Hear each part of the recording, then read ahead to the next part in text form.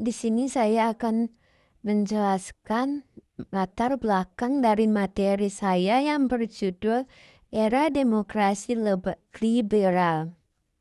Setelah berakhirnya perjuangan kemerdekaan dan pengakuan kedaulatan Indonesia, Republik Indonesia berhadapan dengan berbagai tantangan. Perbedaan antar daerah dalam adat, agama, tradisi, dan ideologi. Munculnya gerakan separatis seperti Darul Islam Tentara Islam Indonesia Jawa Barat, gerakan di Maluku dan Sulawesi, serta krisis ekonomi akibat warisan pendudukan Jepang dan peperangan dengan Belanda. Komposisi politik baru didominasi partai-partai serta sistem parlemen yang menggantikan bentuk negara federal. Ciri utama dan pemerintahan di era ini dimulai sejak 5 Agustus 1950 ketika Negara Federal Republik Indonesia Serikat atau RIS dibubarkan dan Indonesia kembali menjadi negara kesatuan.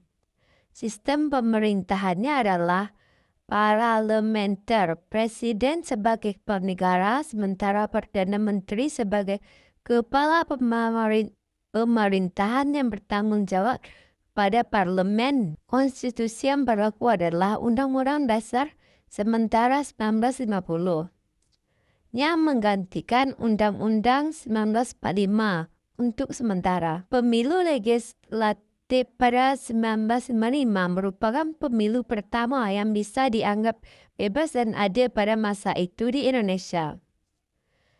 Lalu ketidakstabilan politik dan kabinet berganti.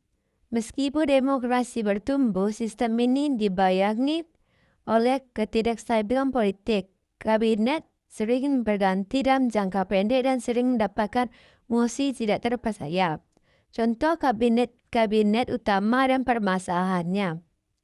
Kabinet Natsir 6 September 1950 sampai 21 Maret 1951 gagal menyelesaikan persoalan Irian Barat dan tumbang karena mosi tidak percaya terkait regulasi DPRD.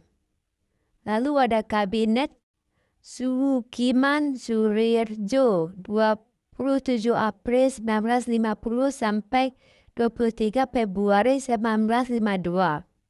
Tergantung oleh nota keuangan dengan AS melalui Mutual Security MSA yang dianggap melanggar politik luar negeri, bebas aktif korupsi, dan belum terselesaikan Irian Barat.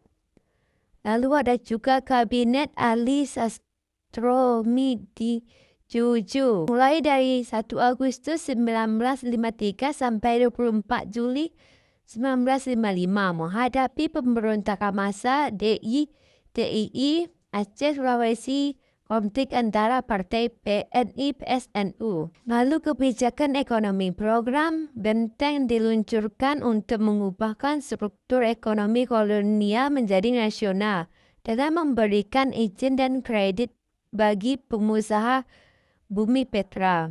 Namun program ini banyak kendala. Mentalitas konsumtif pengusaha bumi putra, definisi pengusaha asing bumi putra hingga bebas keuangan negara yang meningkat. Akhir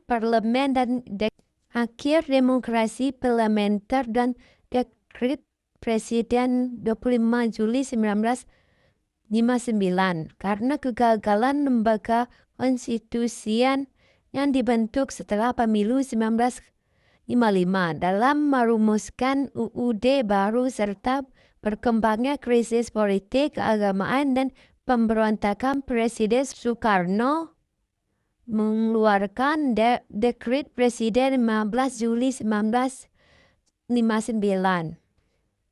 Isinya pembubaran konstitusi, pemberlakuan kembali Undang-Undang 1945 menggantikan UU 1950, pembentukan Majelis Permusyawaratan Rakyat Sementara MPRS yang terdiri dari DPR dan utusan daerah atau golongan.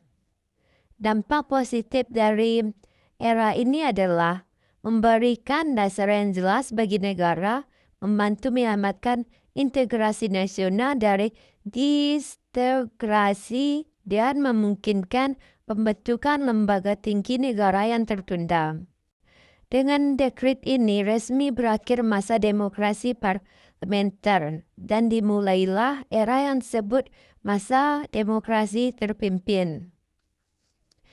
Bisa kita simpulkan di era demokrasi liberal menumbuhkan praktik demokrasi awal di Indonesia, tetapi gagal karena politik antar partai, seringnya pergantian kabinet dan lelahnya stabilitas politik.